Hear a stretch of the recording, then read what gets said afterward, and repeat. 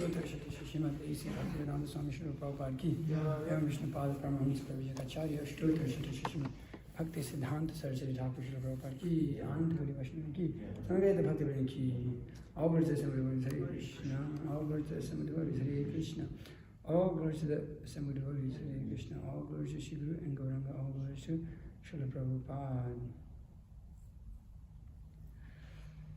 Om Namo Bhagavate Vasudevaya. Om Namo Bhagavate Vasudevaya. Om Namo Bhagavate Vasudevaya. Okay, reading from chapter 7, text number 1 and 2. I'll just do text 1 and then I'll do text 2 myself. Shri Shukavacha Evam Maitreyam Dvipayana Sutaha Buddhaha Prinayan Iva Bharatya Viduraha Pratyabhashata. Can somebody plug up the mic for this? Where is it? It's over there. It's next to you. Okay. Shri Shukavacha Evam Bhruvanam Maitreyam Daipayana Sutta Buddhaha Prinayan Eva Bharatya Vidura Pratyabhashata. Shri Shukavacha Evam Bhruvanam Maitreyam Dvaipayana Sutta Buddhaha Prinayan Eva Bharatya Vidura Pratyabhashata. Shri Shukavacha Evam Bhruvanam Maitreyam Dvaipayana Sutta Buddhaha Prinayam Evam Bharatya Vidura Pratyabhashata.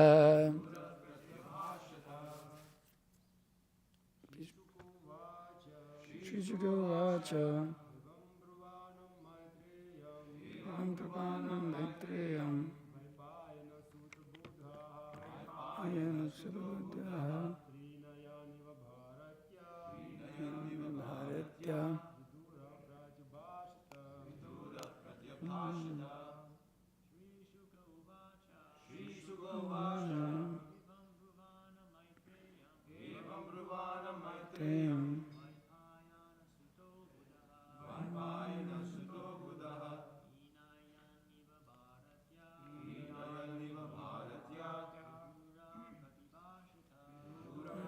Bhashata. Shri Shukavacha Evam Bhruvanam Maitreyam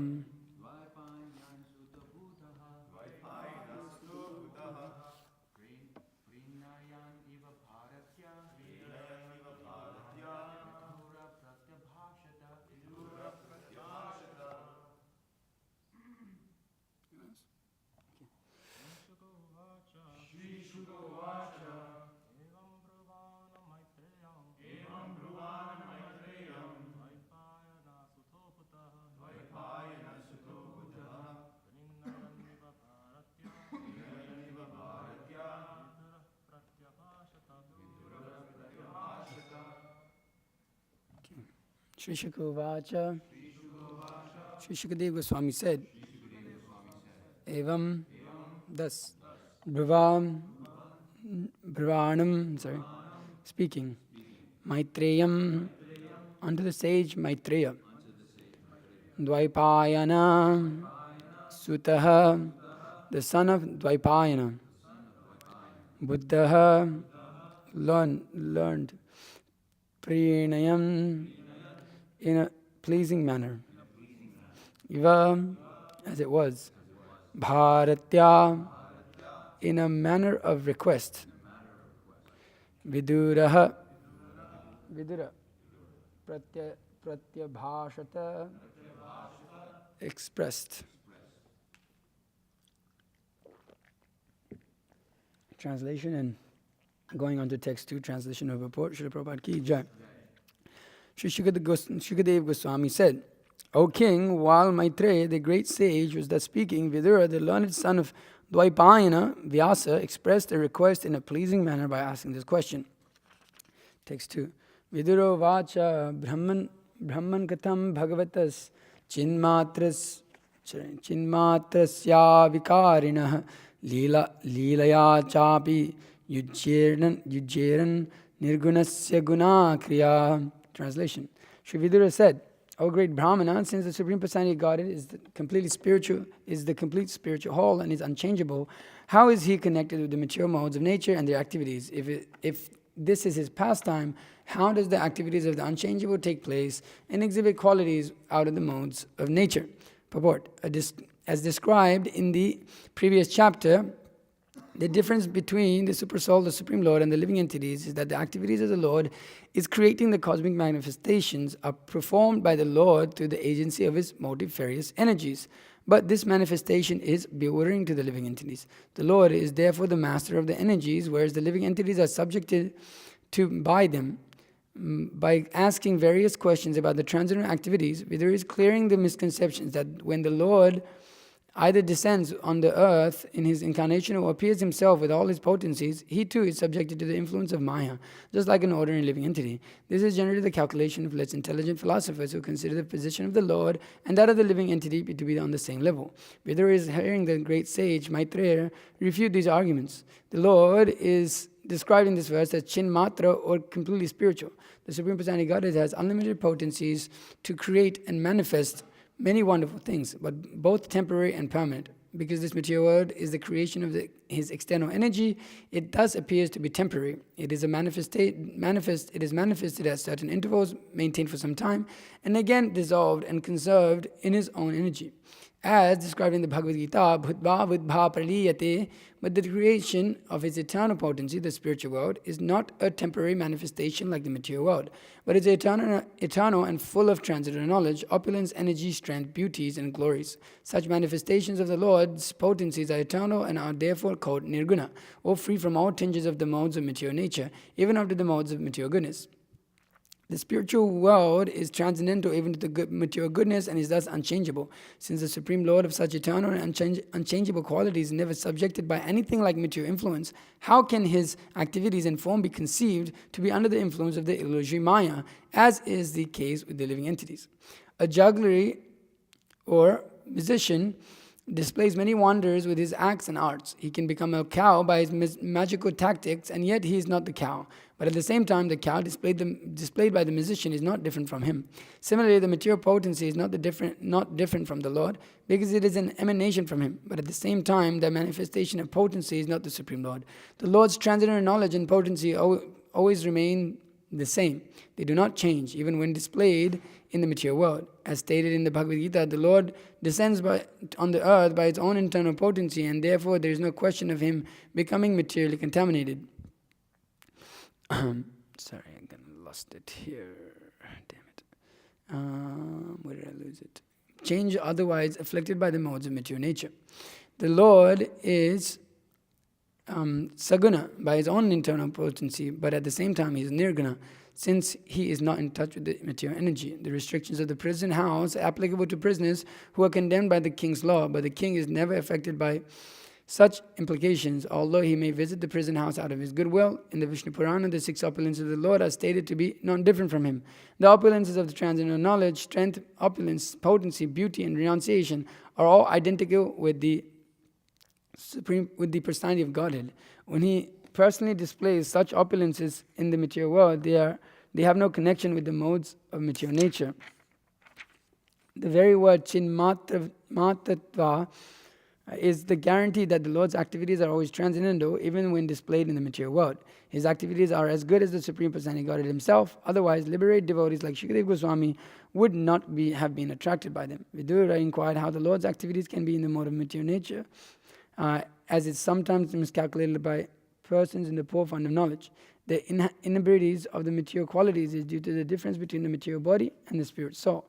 The conditioned soul's activities are displayed through the medium of the modes of material nature and are therefore perverted in appearance. However, the Lord's body and the Lord himself are one and the same, and the Lord's activities are displayed. They are certainly not different from the Lord in all respects. The conclusion is that persons who consider the Lord's activities material are certainly mistaken. Om Jnana Timirandasya Gyananjana Shalakaya Chakshuruntamena Tasmai Shri Gurave Namaha Shri Chaitanya Manavishtam Stapitamena Bhutale Swayam Rupakadamayam Dadati Swapadantikam Vandeham Shri Guru Shri Tapatakamalam Shri Gurun Vaishnavam Shri Rupam Sagarjatam Sagaran Raghunathan Vitam Tam Sajivam Sadhuitam Savatitam Parijana Saitam Krishna Chaitanya Devam Shri Radha Krishna Padan Sagaran Radha Shiva Shakhan Vitam Shahe Krishna Karuna Sindhu Dinabandha Jagadvati Gopisha Gopika Kanta Radha Kandanamste Tapta Kanchana Gaurangi Adhe Vrindavani Sare Vrishabhani Siddhete Vipranamami Haripya Vanchakapatara Vishya Kripa Sindhubhyo Vichapaditana Pavinibhyo Vaishnavibhyo Namo Namaha Namo Vishnu Padaya Krishna Prashtaya Putale Shrimate Bhakti Vikasa Swami Tinavine Namo Vishnu Padaya Krishna Prashtaya Putale Shrimate Bhakti Vedanta Swami Tinavine Namaste Saraswati Devi Gauravani Pracharine Nirvisesa Shunyavadi Paschatya Deshatarine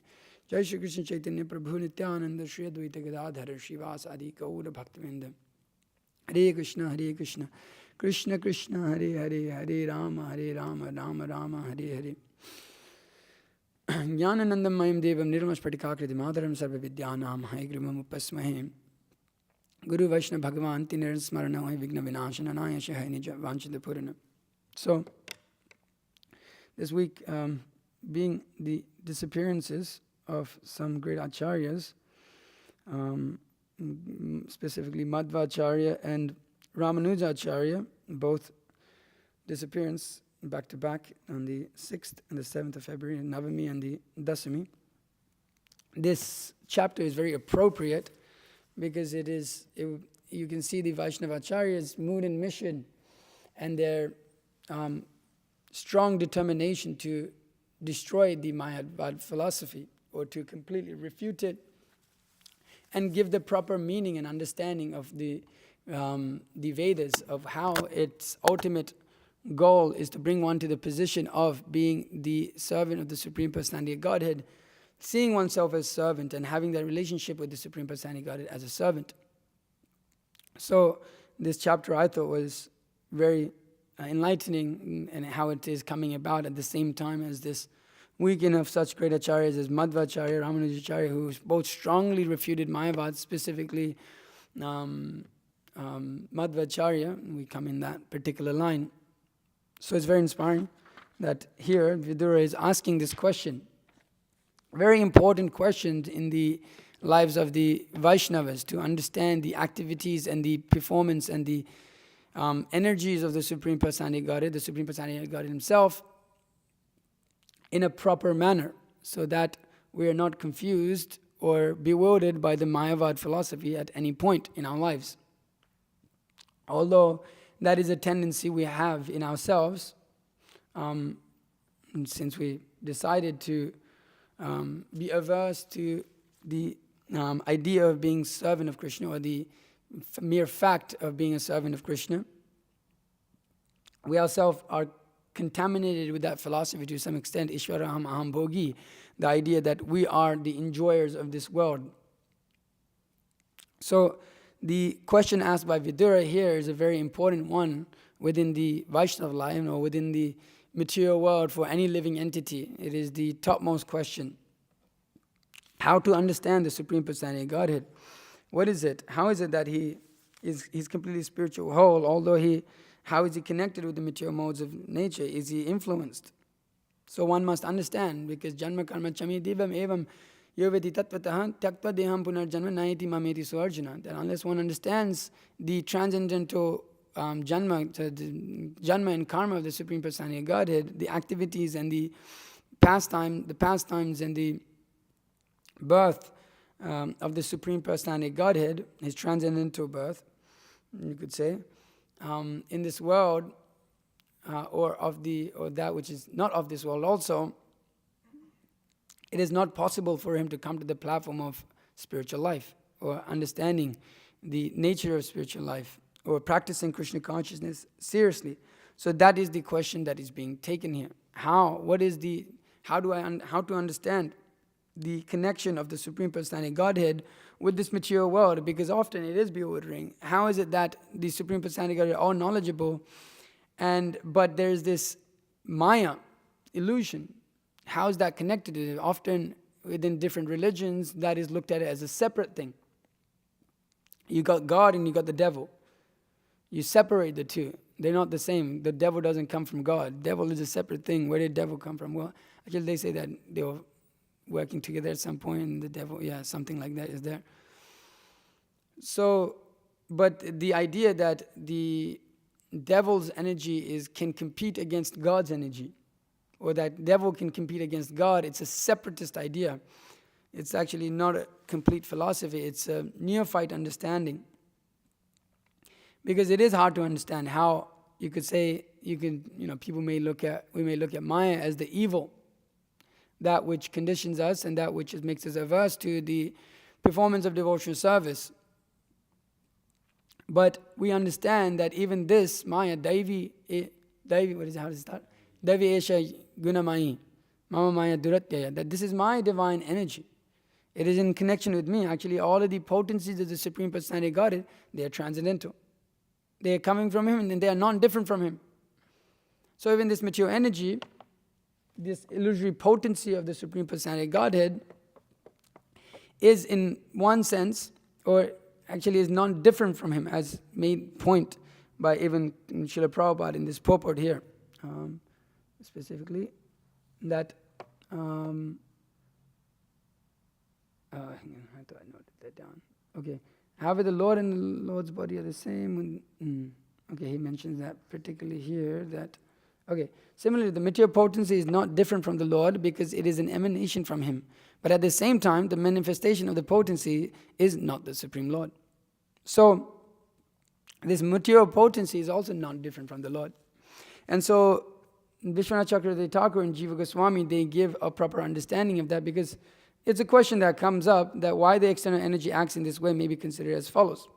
Or sometimes we see it as separate, but here Vishwanath Chakravarti Thakur gives the explanation, and Jiva Goswami, they give an explanation here. Although the material energy is distinct from the spiritual energy, it is one of the many energies of the Lord, and thus the material modes of nature are surely qualities of the Lord, which is interesting. The energy and the energetic personality of Godhead are not different, and although such energy is one with the Lord, He is never overpowered by it. Although the living entities are also parts and parcels of the Lord, they are overcome by the material energy. The inconceivable yoga Aishwaryam of the Lord, as mentioned in the Bhagavad Gita, is misunderstood by the froggish philosophers. In order to support a theory that Narayan becomes a Daridra Narayan, a poor man, they propose that the material energy overcomes the Supreme Lord. Srila Jiva Goswami and Srila Vishwanath Chakravarti Thakur, however, offers a very nice example in explanation.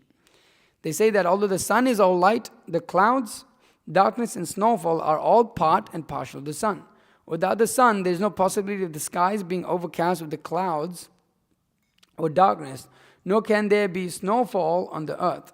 Although life is sustained by the sun, life is also disturbed by darkness and snowfall produced by the sun. But it is also a fact that the sun itself is never overcome by darkness, clouds or snowfall. The sun is far, far away from such disturbances. Although those who have a poor fund of knowledge say the sun is covered by a cloud or by darkness, similarly the Supreme Brahman or Para-Brahman, the Supreme Personality Godhead, is always unaffected by the influence of material energy, although it is one of its energies. Parasya Shaktir Vividhaiva Shruyate. So, Srila Prabhupada goes on here, says that the clouds, darkness and snowfall can cover only a very insignificant portion of the sun rays. Similarly, the modes of material nature may react upon the ray-like living entities. So it is a misfortune of the living entities, certainly not without reason, that the influence of the material energy can act on its pure consciousness and eternal bliss. So the covering of the pure consciousness, eternal bliss, is due to the avidya karma samagya, the energy which acts on the infinitesimal living entity who misuse their minute independence. So, Srila Prabhupada particularly makes the point here that this manifestation bewilders the living entities, that they're not able to understand it, because it's quite complex actually. It's really difficult to sometimes get your head around, just like sometimes you read the 9th chapter. It's like, well, although I'm in it, I'm not of it. Or Shri Krishna states many statements which are confusing. It's like, whoa, how do I understand this particular idea? And then Krishna explains there's yoga aishwaryam, as Srila Prabhupada says, yet everything rests in me. I'll read some of the things here. That by me, I'm in my unmastered form, this entire universe is pervaded. All beings are in me, but I'm not in them. Yet everything that is created does not rest in me. Behold my mystic opulence. Although I am the maintainer of all living entities, and although I am everywhere, I am not part of this cosmic manifestation. For myself is the very source of creation. So sometimes it can be very contradictory statements within the Vedas. Although he walks, he does not have legs. Srila Prabhupada mentions some of these saguna, nirguna.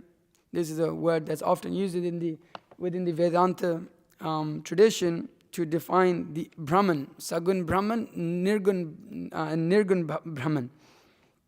The Mayavadis, similarly being bewildered because of their frog-like intelligence, frog-like philosophy, as Srila Prabhupada compares them to here, they cannot understand Brahman, or they cannot understand Para-Brahman. They mistakenly mislead themselves and mislead the rest of the civilization in giving proper understanding, because they are bewildered. Because they cannot understand how this energy is working. They cannot understand how there can be a personality behind the work of such intricate system. Bhagavad Gita, how the Supreme Personality Godhead, He is Nirguna. Although there's so many, it seems like material qualities means material. That is how Mayavadis take it. That Brahman somehow reflects itself, imposes itself into Maya, or reflects itself into Maya, and then because of that, Maya comes under avidya and then acquires qualities. He has gunas. Then there's Sagun Brahman. This Brahman with qualities. So that is a Brahman that is under Maya somehow, which Jiva Goswami and so many of the Acharyas, this is the stupidest thing we've ever heard. It's the dumbest thing we've ever heard. Why? Because how can Brahman be influenced by Maya? So Sagun Brahman and Nirgun Brahman. We say Nirgun Brahman is that which is liberated from all qualities. And Sagun Brahman is that which is full of qualities, is under Maya. And how does the Sagun Brahman become Nirgun Brahman? Well, by knowledge. Well, where do you get the knowledge from? You get the knowledge from others. You get the knowledge from scripture, which in itself also is considered ajnana, because it's a product of Maya, because it has to take transformation and has to take qualities. It is also ignorance. But then how do you get liberated? By the mercy of Brahman. But then mercy is a quality in itself. But then Nirgun Brahman has no qualities, no Nirgun, nothing. So the philosophy of Mayavad at every stage is completely contradictory in its nature. Although it is so much meant to speculation, it has no proper application. And when actually, when we apply some intelligence to it, it cannot stand at all. Even any Tom, Dick, and Harry with some intelligence should be able to easily refute that. So, so here Vidura, as Srila Prabhupada says, is clearing up these misconceptions and how there is that difference between the living entities and the Supreme Personality of Godhead must be understood. Vidura is taking that first step to inquire. Srila Prabhupada particularly mentions that here, that the conclusion that persons who consider the Lord's activities material are certainly mistaken. So it's important for the living entities and for ourselves to understand the clear difference between the activities of the Lord and the activities of the jiva, or the individual soul, that is under the realm of the illusory energy of the Supreme Personality Godhead. And Srila Prabhupada gives that example. He specifically states that the Lord is the master of all energies, and the living entities are subjugated by them. So we are under the influence of that energy, just like we were reading this point that there's the sun itself, which is all light, which is all light. But that same sun is the source of the clouds, of the snow, of the rain, of the darkness. So similarly, Krishna is the source of the material energy that is there, and the living entities, because of their minute position, they are overcome by it. But the sun itself is never overcome by the clouds. The sun is never, there's no darkness for the sun. So Srila Prabhupada gives the example here considering the king. The king is the controller of the kingdom. He controls all energies within the kingdom. He has his different energies put out in different places in the form of these personalities that are controlling different places that are there within the kingdom. And the king, although he is particularly given the prison here, that he is not conditioned to stay in the prison. Sometimes he may go into the prison. But it is only a foolish man that considers that this king has also become prisoned. And so it is stupid to think that the Supreme Personality Godhead, similarly, who is the source of all energies, who is the controller of everything, also is conditioned by the energies that he controls.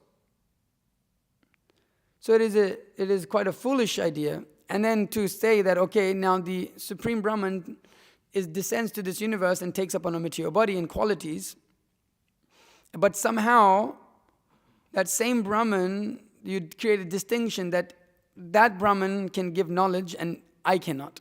And I have to hear from that Brahman. That you take, Krishna, they consider the Mayavadis, say, he's also material. Avajananti ma muda. So they're foolish for doing that, of course, but this is their philosophy. That, now Brahman is giving knowledge. But he's taking qualities, he's in Maya, so that how can he give knowledge? He's in ignorance. But then by that same knowledge that Brahman gives, you're meant to become liberated. It's very foolish, contradictory ideas. So, the Mayavad philosophy is a crazy philosophy, is of the crazy man, as Srila Prabhupada would often say.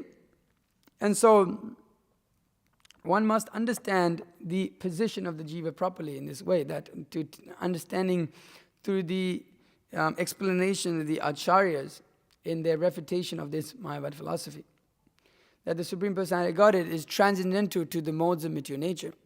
Although he's in it, he's not affected by it.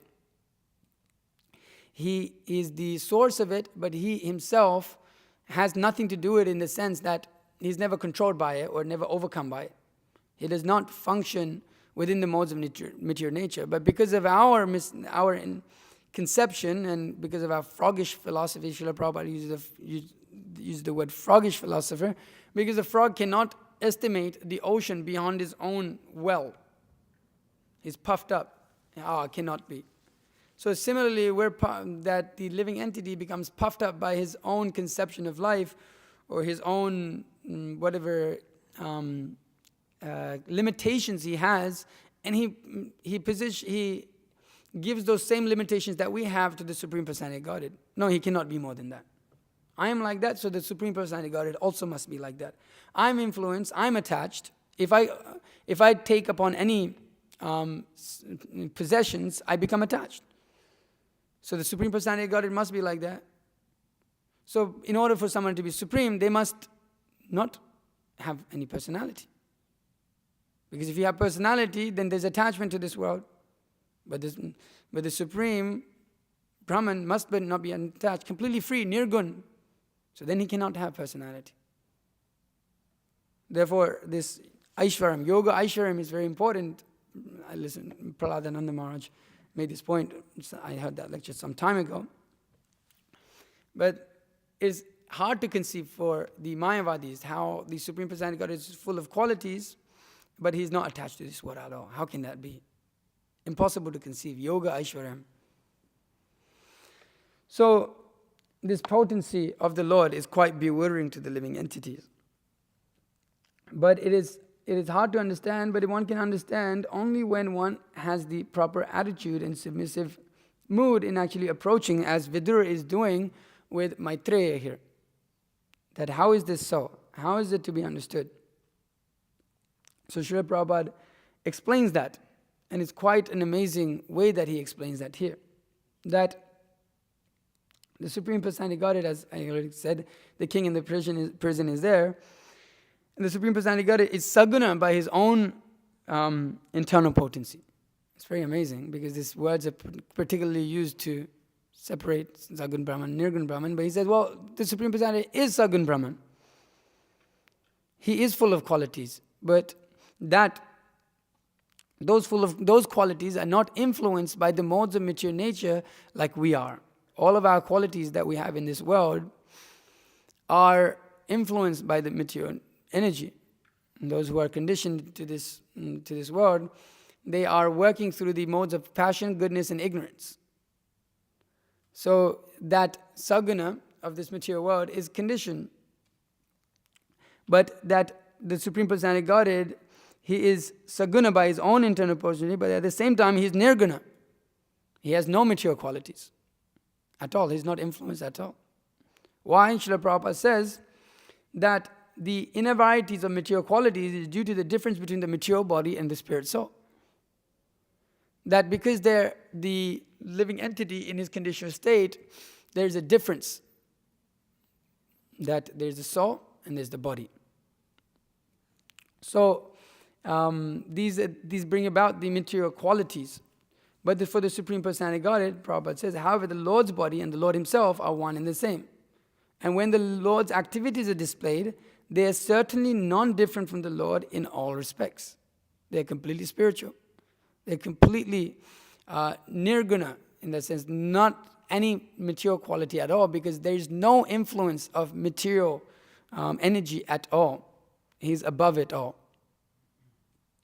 So it is that difference, that due to the difference between the material body and the spirit. So due to the living entity, the minute or the infinitesimal living entity becoming overcome by the Maya, the external potency of the Lord, he undergoes this, acquires sagunas, the material qualities of this world.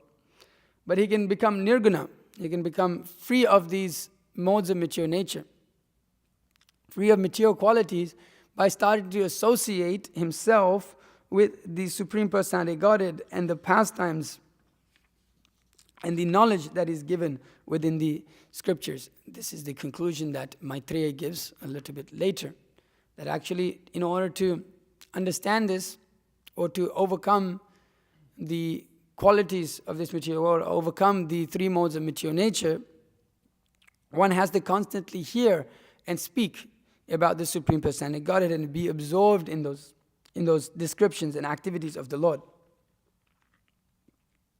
So the Supreme Personality Godhead is completely free. He cannot be conditioned and will never become conditioned. So the Mayavadi philosophers, their so-called ideas of the Supreme Personality Godhead are completely coming from the position of, you call it Mayavad, of being covered by Maya, completely covered by Maya. The tendency to enjoy, to try to take that position of the Lord. And then therefore misconstrue so many of all the literatures of the Vedas. And give others the misconception. And somehow, because of the craziness of the living entity in its conditioned state, we accept that also. We see that Mayavadis are insane people. We meet them, and it is their logic and reason and everything they speak in regards to that philosophy is insanity. And you can argue with them and go at the philosophy. But they're so overcome by that idea of that I am God. without any logical reason, proper logical reason, that they're more or less become nitya baddha, as Krishna states in the Bhagavad Gita, that they're envious that I shall send him down to the hellish regions. So they themselves, by their mental speculation and mental masturbation, thinking that they're elevating themselves, they degrade themselves into lowest regions of this world. So this philosophy of Krishna consciousness is very important to study and understand in order to be able to fight this Mayavad philosophy, in order to be able to establish, because that is, as Srila Prabhupada came to this Western society, specifically mentioning now, you could say pretty much all society, pervaded by Mayavad, this impersonalism and monism, as is also given that within the Vedas, that this Mayavad is just a hidden Buddhism. Monism is just hidden Buddhism. So one must be equipped with the proper understanding of the scriptures in order to refute them.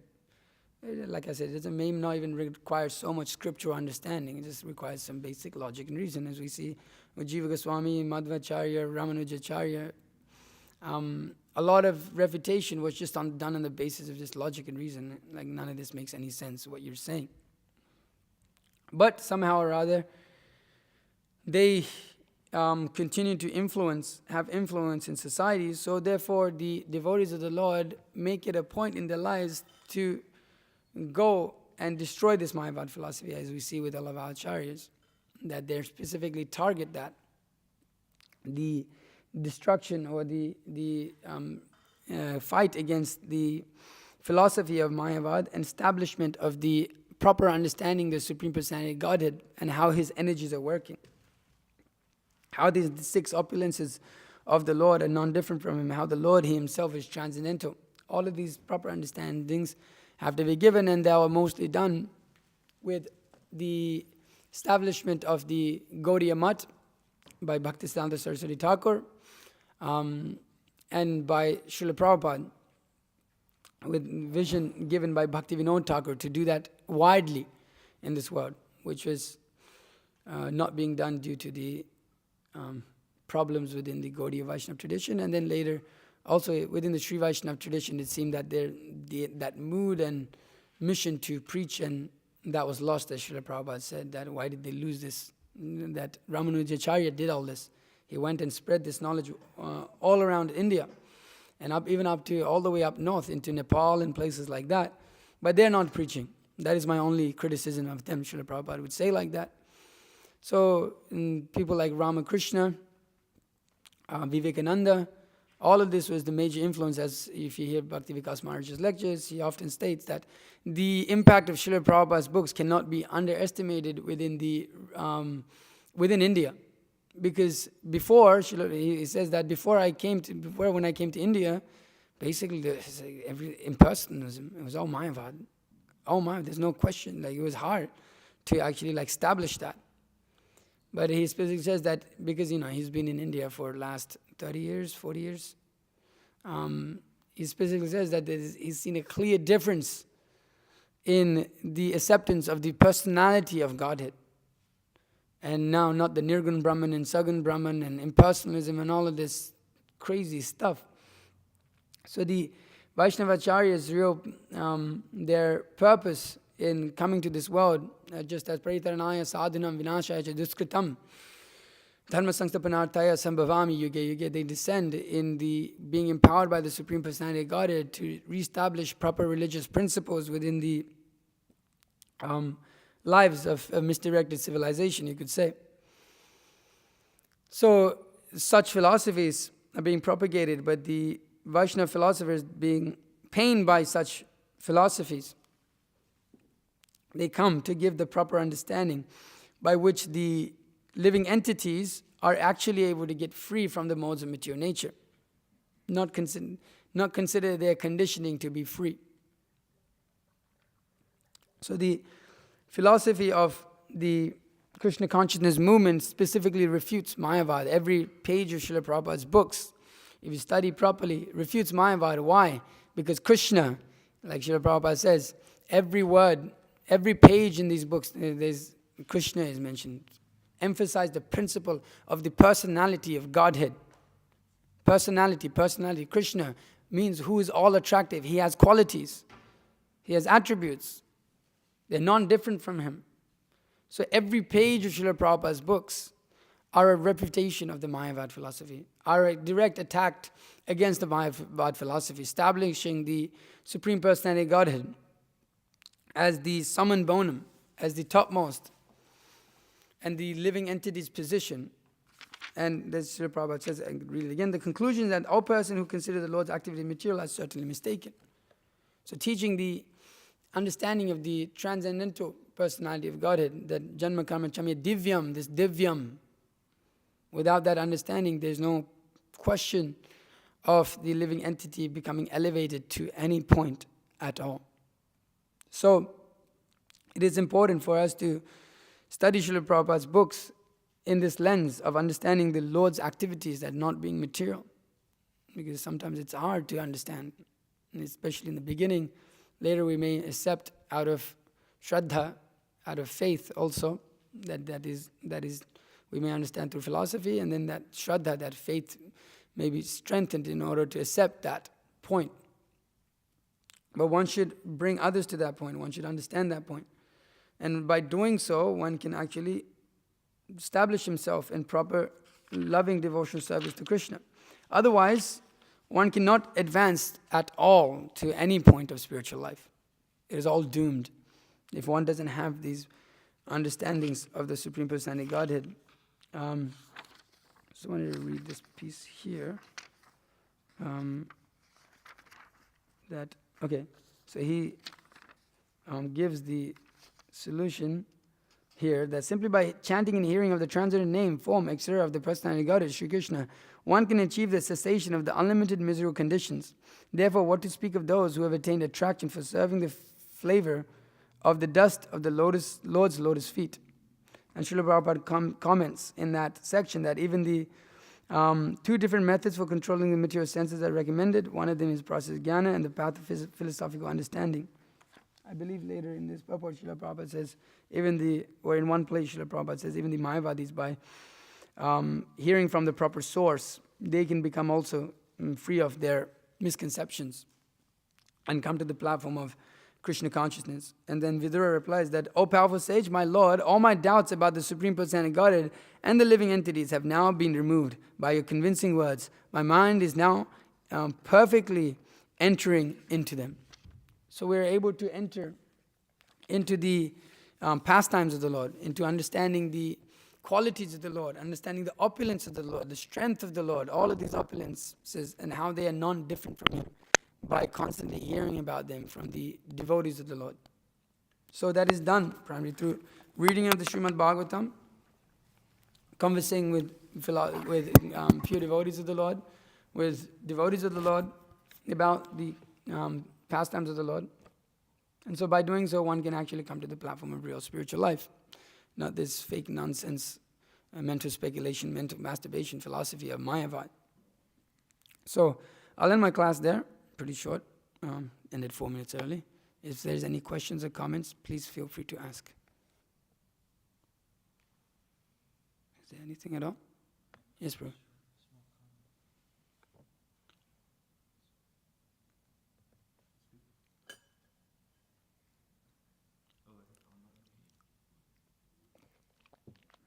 I read a nice analogy that my Guru Maharaj gave about the impersonalists yesterday, where he was comparing their condition, the impersonalists, to being like someone with poor vision. If they go to a movie, they just see the film as just a blurry light, but then somebody with good vision, they can see all the intricate details in it.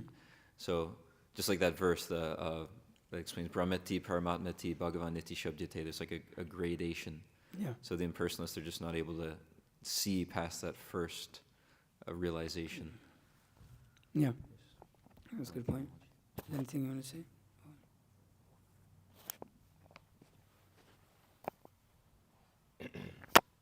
So it seems like to convince Mayavadis of the the Vaishnava conclusions, it seems like it's very difficult. Even on this picture, like Lord Chaitanya, Gumar's had a class. He said that actually the Mayavadis are the hardest group of people to convince of the Vaishnava philosophy. So if they don't accept the conclusions of the sastras, how do you convince them of the fact that, like, Krishna is God and his body is completely spiritual, and when he comes down, because you can say this to them, but then they won't accept it. So on what basis do you actually convince them of it? Well, you can attack their philosophy directly. One thing is, their heart is very hard. That's the point Vishnuchitta Prabhu was making, I think a few days ago when he was giving class, that the heart of the Mayavadis is very hard. So it's difficult for them to accept personality because of their conditioning. But at least their philosophy itself is not very hard to defeat. The philosophy itself is not very hard to defeat, but for them to actually come to the position of rejecting that and then turning towards the Supreme Personality Godhead, that's very difficult. Yeah. So there is a pastime within Chaitanya Charitamrita where I think it's Gopinath Acharya, he prays to the Lord to transform I think Sarvabhauma Bhattacharya into a devotee. So the Vaishnavas, although hating the Mayavad theory, philosophy, they don't particularly hate the living entity that is within that body. So they desire benefit for that person. So we are enemies of this Mayavad philosophy, but we ourselves we desire to benefit that particular living entity that is conditioned like that, because it's painful. It's painful for us to see that such a person is such a crazy state of mind. Just like when we see sometimes people are crazy out in the material world, it's like, damn, that's kind of like, it's like, it's painful to see. Like, this person is suffering like hell, he can't even do anything about it. So it's not particularly hard to refute the Mayavad philosophy, but to actually get them to surrender to the Supreme Personality Godhead, now that is hard to do with anyone, more or less. But it requires like Bhaktivinoda Thakur mentions, and in so many other places mentioned, that the pure holy name can pierce through the hard-heartedness of the jivas that is there, that the conditionings that are there. So just like it requires the mercy of the devotees in order to actually come to that platform, that the devotees sometimes pray for such personalities intensely to the Supreme Personality Godhead. And so that is their only hope. They don't really have any other hope because they're so offensive. The devotees of the Lord, they can forgive them and try to pray to the Lord to forgive them and allow them to come to the lotus feet of the Supreme Personality Godhead. So, but the Mayavadis, they themselves have to be sincere enough to accept that they're wrong, that they have to, like, not just like we've had cases where we completely destroy them. But they'll say, "Oh, I just don't know enough to debate with you." So, well, you shouldn't. But it's not. But this is your philosophy. You learned it from someone. You're repeating exactly what you heard, and then and it's completely contradicted. There's nothing to argue here. It's not like it's like something to. Oh, okay, I don't know so much the detail, but it's like, well, this is this is your overall idea, and it's your conclusion of it, and then it's completely contradictory to any logic and reason. So then you should accept. But no, I can't accept. Why? Because of your false ego. Desire to be, I want to know the philosophy. I want to be the Muni. I want to be the philosopher. So many different things come into play. But if you defeat them and they somewhat have some level of sincerity, then they can take up devotional service by the prayer and by the intense prayer of the Vaishnava and the mercy of the Vaishnava. And that is their only hope. That is all of our only hope. What other hope do we have other than the mercy of the Vaishnavas? Did you want to say something? Yeah, in this regard, so Mahaprabhu says, Mayavadi Vaishnava Hai Sarvanash. When you start listening to Mayavadis, you have to understand how envious a living entity should be to actually subscribe to Mayavad philosophy. That Jive Nishtara Lagi Sutra Kala Vyasa said, in order to liberate the living entities, Veda Vyas wrote the Vedanta Sutra. He wrote all these things. But the Mayavadis are so envious that they, that's how far they went. That's how far they went. And you can see the envy of the Mayavadis increased. Prabhupada makes a point that the Mayavadis, Shankaracharya, yes, he tried to comment on the Bhagavad Gita and the 11 Upanishads through which he thought he could present his impersonal vision very properly, but he wouldn't dare to touch the Srimad Bhagavatam. But now you can see people, Yogendra, what's his name? Yogendra something. Prabhupada writes in the second canto, he speaks about how now that rascal, even Shankarananda Yogendra or something like this, he wrote a commentary on the Bhagavatam also, Mayavadi commentary on the Bhagavatam. You can see the insidiousness of the envy towards Krishna increases so much more as time goes on. Therefore, like their only hope is to get the mercy of the Supreme Personality of Godhead. And sometimes we can even see in Chaitanya Charitamrita, even after Prakashananda Saraswati was defeated, Prabhupada writes that he was still confused. Because the after effects of Mayavad, it's like, even to subscribe to that philosophy itself is one degree of insanity. That's why even the Chaitanya Charitamrita says, much better to even be a karmi than, be like this impersonalistic jnani kind of a person. Because you become completely nuts. Something goes really off to the degree that you start to convince your subtle body also that actually, yes, I'm God. So, so Prakashananda Saraswati also, even after he was defeated by Sri Chaitanya Mahaprabhu himself, he still had some confusing ideas. That's how bad it gets. And in this, Ramanujacharya also was once debating with this super duper Mayavadi guy. He was like a super Mayavadi, and he was such a learned guy that he was, giving Ramanujacharya a tough debate, and for 14 days this battle went on between the two. 14 days the battle went on between the two. And on the 15th day, Ramanuja went to either Varadaraja or Ranganatha, and he told him, I really need your help here. This is like, it's getting, it's getting down to the wire, He really, and then the Lord gave him a revelation that while he's talking, you just like stop him and start preaching to him the glories of the Alvars. And that's what Ramanujacharya did, and this person completely converted and became a devotee. So bottom line, like you're saying, ultimately the mercy of the Lord is needed. It's interesting that here it says by hearing in the pastimes of the Supreme Personality of Godhead, but we also by hearing the pastimes of the Acharyas. That you can, because they might not accept the Supreme Personality of Godhead, but then it's amazing that you can give them the mercy of the Acharyas. That's like really amazing, huh? He was more merciful. Yeah. That's why Guru Maharaj has a realization that sometimes he translates Tadva Gusargo Janataka Viplavaho. It's like this, although these glories of the Supreme Lord can be imperfectly composed, but then his own realizations that glories of the Supreme Personality of Godhead and pure devotees like Srila Prabhupada may be imperfectly composed, still Shrinvanti Gayanti Grinanti Sadhava, they can still give you great level of realization and all these things. So this is, we can't undermine, bottom line is you need the mercy of the Vaishnavas. Bottom line, we can even see that Devananda Pandit, was it? Devananda Pandit who offended Srinivas Acharya by throwing him out of the, Srivas Thakur, sorry, Devananda Pandit offended Srivas Thakur. So one devotee, I'm forgetting what his name was, he offended Srivas Thakur because he was giving a class and he was giving a really awesome class, and Srivas Thakur got ecstatic and started getting ecstatic symptoms and rolling about in his class. So, he told his disciples, throw this guy out like he's creating a big disturbance. But it was a big offense.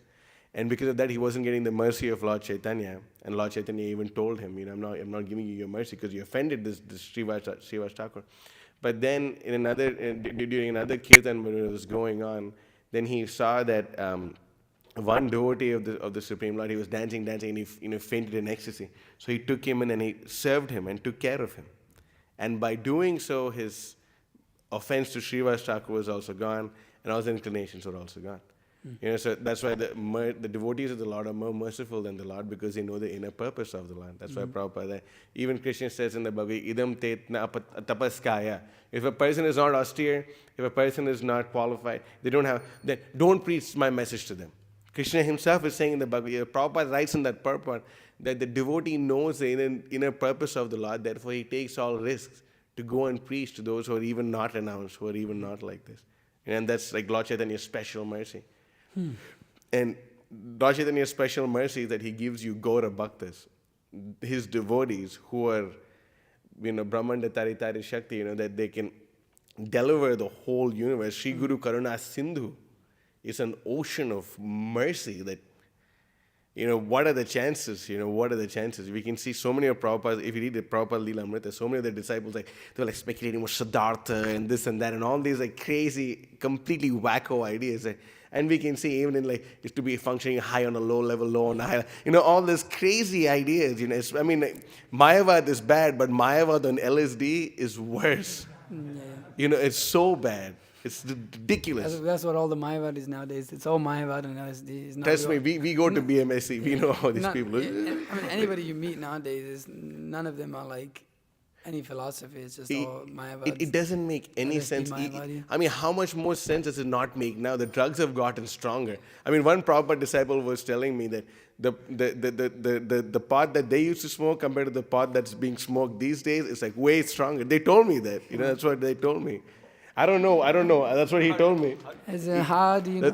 How do he said, he was saying that they've Really? Oh, wow. They've mixed it up. He said that they're the the proper disciple very well. So I just took his word for it. I'm like, all right, Prabhu, sounds good. I don't want to say, how do you know, Prabhuji? I didn't ask him like that, okay? But he said the drugs are worse. And so many crazy, crazy drugs, all these things coming out, so much distraction, so many crazy things. So, but bottom line, we can see even when they say functioning high on a low level, Prabhupada ultimately, and then one guy went and told Srila Prabhupada, Swamiji, one of your disciples told me that to understand your philosophy better, we need to take LSD. They asked that to Prabhupada, and Prabhupada laughs and said, give me, he didn't say that, but, it was completely a give me some moment, what's wrong with you, bro? Are you serious? But Prabhupada just laughed and said, just let them chant Hare Krishna, that's not needed. But that's the causeless mercy where Prabhupada gave us, literally delivering the most fallen people. He gave them the highest thing. He gave them the highest thing. So for the Mayavadis, for all these people, if they can, of course, we are very strong in presenting our philosophy. But we present our philosophy, but at the same time, they should still like us. For example, there's one person who he's a Buddhist, right? But there's been many times where his philosophy has been smashed completely. But he still loves the devotees. You know who I'm talking about? No. That's causeless mercy of the Vaishnavas on. He really loves the devotees. We love him too. We love him too. We really, really love him. Love the guy. Respect. Why? Because somehow the other, his heart is soft enough to perform devotional service. The activities and those who are properly situated in devotional service, it's quite, if other living entities they don't have a soft enough heart to love those devotees, then you can see they're generally envious, super envious, nasty people. Because you see Vaishnavas, I was thinking about this, and all of our lives we've experienced that, and we're at this college and we're cooking and cleaning and doing all these things. I'm cooking, why the hell am I doing this? I'm cooking really nice prasadam, we don't even take it. And I'm why are we doing this? I was thinking about it. I was this is kind of crazy. Other devotees did this for us, and we're doing this for other people. And it's this is crazy. That we're cooking for them better than their mom ever did. Facts. And we're giving them facilities, and we're allowing them to come and giving them philosophy, friendship. And it's all free. It doesn't cost a thing. I was well, how does this make any sense? It doesn't make. I was you see it Vasudeva Kutumbakam. You start to see all of these people as the servants of the Supreme Personality of Godhead, of how they're actually meant to do that, and how they're bewarded in that. But I was just thinking that it's crazy that trying to become devotees, that we're able to experience that. There's no motivation of trying to exploit them or trying to get something out of them. We're genuinely trying to give them devotional service and giving love, and their hearts become soft. We've seen it. You feed them, you give them Krishna Prasadam, and they just and then they sit with you and they talk with you and they reveal so many things to you. It's yesterday, we had Brian come here, and we're sitting with him, and anytime we show people this video that we put out, they're whoa, dude, that's mad respect, bro. You guys are freaking crazy. And then he sat down and he said, yesterday I was about to take my dog on a walk, And I was genuinely thinking to myself, I would take my dog on a walk, I'll come back, and I'll sit down and I'll drink some beer. And he said, and I was about to do it, and he said, when I called him, I was like, hey Brian, man, I've been thinking about you. I called him up, and he's like, yeah, man, I was just thinking about you too, man. I was like a few minutes ago, I was just thinking that I should go there, and then I called him up, and then he goes, and then I told him, invite him over to fix that light, and he fixed that light and all that. He came into devotion service, and he told us yesterday, that was on Saturday, he came and told us yesterday that, I had a plan to go and drink, but after you called me, and I came and I did that service, I didn't need to. I just felt so happy.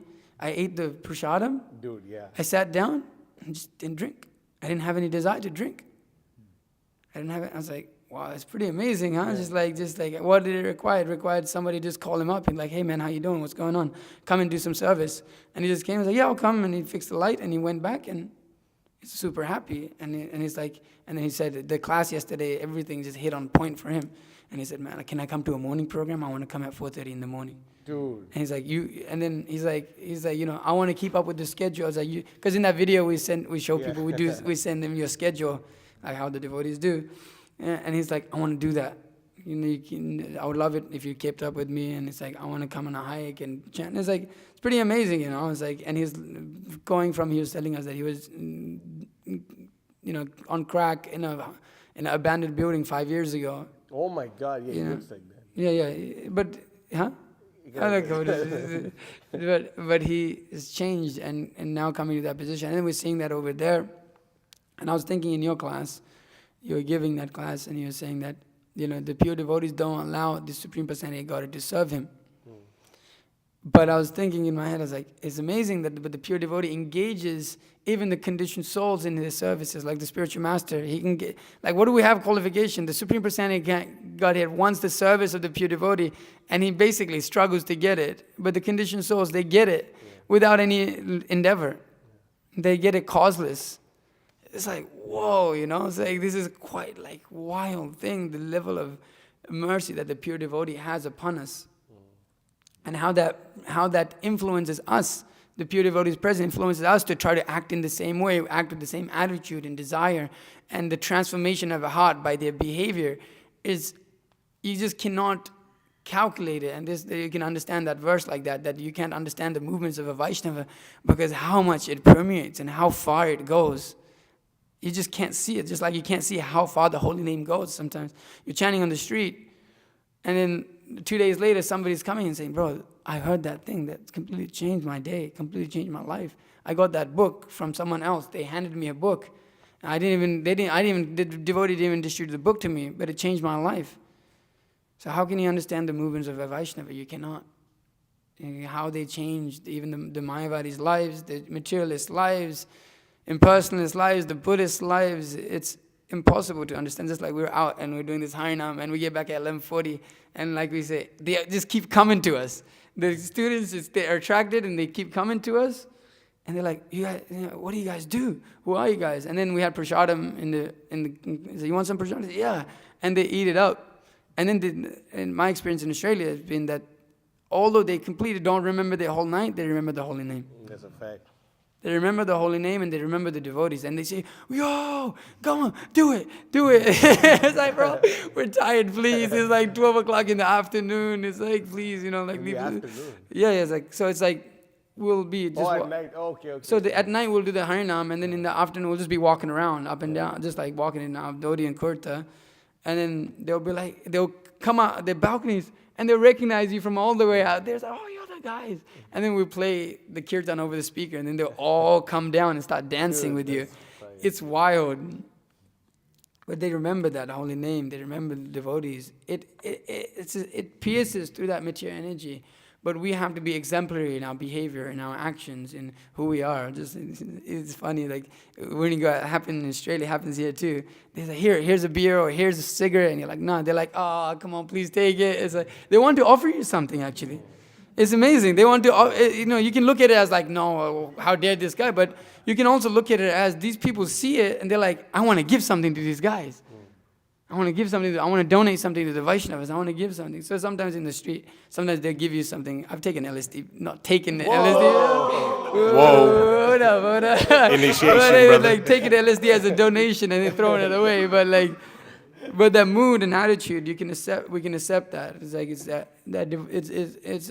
it's a different level of devotional service, but it's more or less the devotion comes out. Here, oh, these guys, oh, here. And I was like, no, I'm good, but like, thank you, you know. Like this level of agyata sukriti is there, just a desire to serve the Vaishnavas in some way, whatever is perverted, but it's just like just the presence of the Vaishnavas, how it creates atmosphere. We send the videos to a bunch of all the students that we know in campus, and they're like, you guys are freaking crazy, that's awesome, you know. It's like they love it. They're like, what don't we have? We have the party, we have the lifestyle, we have the food, we have the brotherhood. What don't we have? We just have to give it in the right way, and it's going to spread like fire. It's like amazing. It's really enthusing, enlivening, the process of Krishna. This Mayavad stuff is so damn boring and crazy and stupid. It's like nobody wants to do that crap, you know. It's like you don't want to be a part of that. And so, yeah, it's awesome. That's why, you know, Somebody had something, I don't know, Giri. It's just a comment.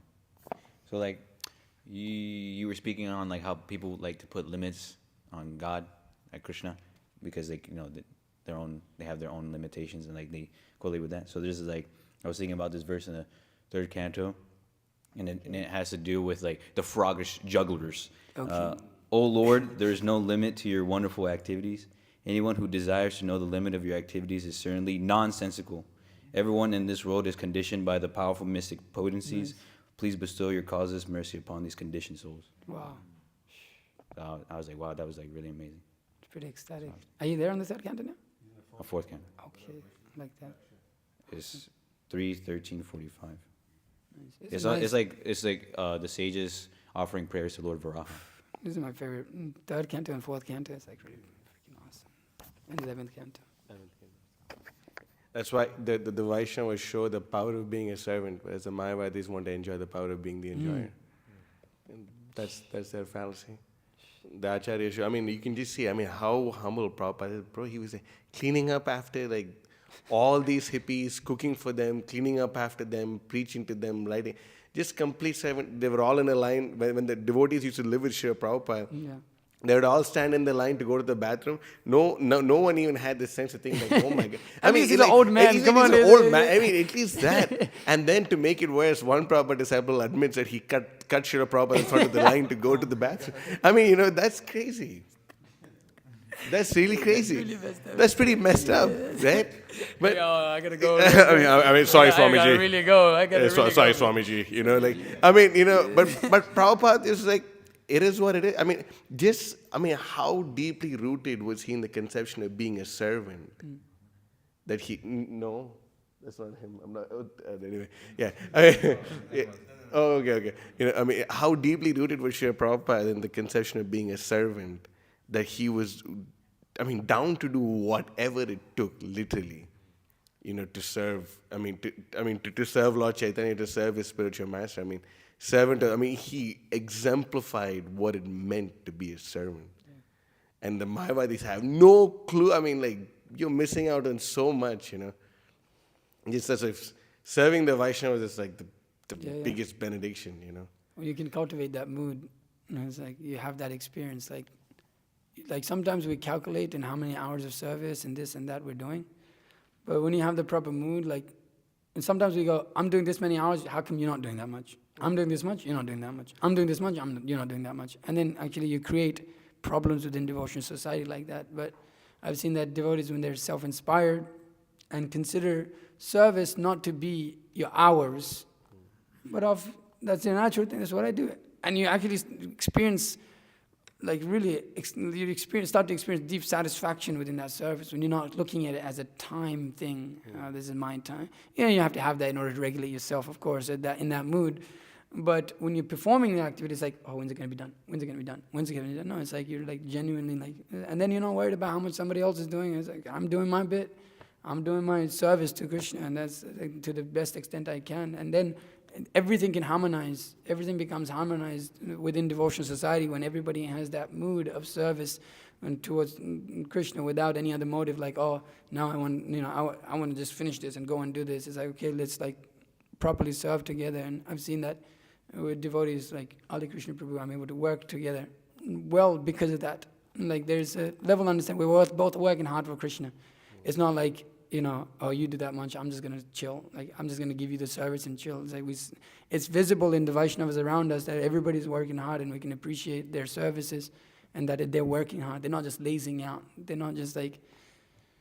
So that service attitude, and then it's again, and you want to be like them. You see those Vaishnavas and you're like, oh, I want to be like, certain devotees that imbibe those qualities. I want to be like my spiritual master, that who's like, oh, you can see it, and doesn't consider himself the master. Even though he's a guru of so many disciples, he was saying that Bashu Ghosh knows how much I'm a fumbling kid I was when I came to America, to India. Yeah, bachas we were. You have to consider me transcendental and all of this, but I know my real position. It's like, it's like, who was saying that? Vishnu Chitta Prabhu was saying that, Bhavananda Prabhu was saying that the pleasure that you derive, the opulence is higher than sex, higher than becoming glorified, anything else. There's no pleasure like that than sitting on the Vyasa and being worshipped. Yeah. There's no other pleasure higher than that. But it's disgusting because now you've taken it for yourself. But you're saying that's bewildering. But then you see like personalities who sit on there but never consider themselves the master. Always a servant, even of their own disciples, like Bhaktisiddhanta would say. Bhaktisiddhanta Saraswati Thakur would say. Yeah, how can you understand this? How can you understand the mood of that servant of the Supreme Personality God? It is unconditional. You can't. And it's a materialist get freaked out. How can they like give like that? How can they love like that? How can they like give their... What's the catch? Yeah, what's the catch? Why are you so loving? It's weird for the jiva because we're so used to just conditional things. Yeah, and it's like hearing the alvar, so it's just like transformational. Reading this Bhaktisiddhanta Vaibhav. Yeah, complete life. Just like, now now you get it. Yeah. I get it, yeah. That's really cool. It's just like, whoa, it's like our sampradaya, it's like, it's like the bold preaching. You don't have to be scared. Everything is bold. We are right. We have the absolute truth. There's no need to back down. Even with some people may not understand. It's okay. Some people may, but as long as we're like, this incident happened with these black homies in KSU saying, racist statements, where we stand with Srila Prabhupada. Jita Girish Prabhu was saying that we'll never, ever, ever say Prabhupada was wrong. Yeah. That is our victory. Yeah, we never apologize for the words of our spiritual master. Yeah. That is our victory. Srila Prabhupada is never wrong. Even though they may go away, they may not like it, they may not have been convinced, our victory is that we stood with Srila Prabhupada's words. That is our victory. We remained a subservient servant, a dog at the lotus feet of Srila Prabhupada. So it's very, very, very, very, very high level of understanding. Sometimes we may not be able to convince others, but we stick. We ourselves. We know, I'm not that intelligent, but I stick to my spiritual master's lotus feet. Sumedha Saha, that is the highest intelligence. Mayavadis can't do that. They transgress their own spiritual master. There's no service. I am the master. It's disgusting. Yeah. Okay, anything else? Anything from the Matajis? I'm sorry, okay, there is something, okay.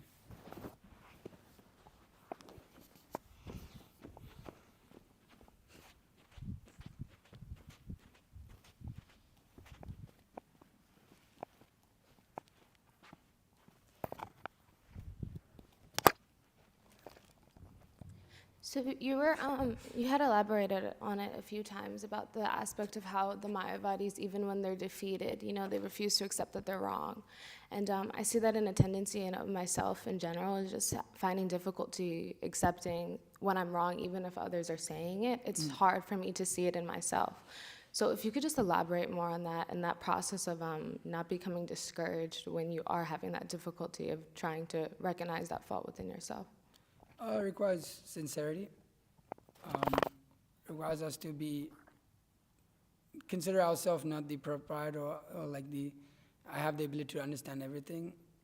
So what happens, at least in my experience, sometimes it happens over time. We develop that ability to take that criticism, you can say, or constructive criticism, in which we're wrong and we're told we're wrong, and So we have to learn that art of accepting that. It's been my experience that generally, when you accept that and you apply yourself, that your devotional life becomes much better. So then we have to take that leap of faith. Shraddhavanjanahe bhakti adhikar. You have to take that leap of faith that my seniors are guiding me properly. If not, then you should not be in that association. If you don't accept that authority, that your seniors are guiding you, then it's a stupid, it's a waste of time to be in that association. It might be you're stupid, but I'm just saying that like if you can't accept that, then you need to kind of move on and find somewhere place where you can accept that. Otherwise, what are you doing? How far are you going to go with your own judge? How much are you going to be able to judge your own anarthas? Not much. Over time, you might be able to, because you start to question yourself, then question everyone else around you. So it requires faith. So it requires a leap of faith to some that we're told something and we forcefully apply ourselves. We just forcefully apply ourselves. They said it, okay. Details may be wrong sometimes. There's no doubt about that. But what is the principle? I've had that case. Like, I didn't do that. But maybe that was not me. I think you got the wrong person. But sometimes you accept it. You're like, okay, by Krishna's mercy somehow or other, this is coming in the form of this instruction. And this person that I'm under is not an envious person. He's a practicing Vaishnava, practicing for years. He's exemplary in his character, so I should take this as the mercy of the Supreme Personality of Godhead. We have to have that vision. Otherwise, you can't go anywhere. So you have to see that. Sometimes things come to us, and it's like we might not have been a cause of that situation, or we might have done that, but we can, even after that, we can still analyze, is there that tendency in me? You can still question ourselves. It's a good thing to do. And to never just give yourself the benefit of the doubt, because often we are wrong. And what's the worst you're going to get out of it? That you're going to follow some principle of pure devotion. So you're going to try to follow a pure principle of pure devotion service, something to lose? No. So they may, and then we can see, oh, okay, I'm probably lacking at that aspect too. And then we can try to see how to become better in that aspect by reading certain books. Like it's helped me, this dushta man, what kind of Vaishnava are you? Vaishnav ki, what kind of Vaishnava are you? Different books of Acharyas or Srila Prabhupada, reading certain sections of Srila Prabhupada's books in order to rectify that, to develop that proper mood. So we have to be self-inspired to change ourselves, otherwise, good luck.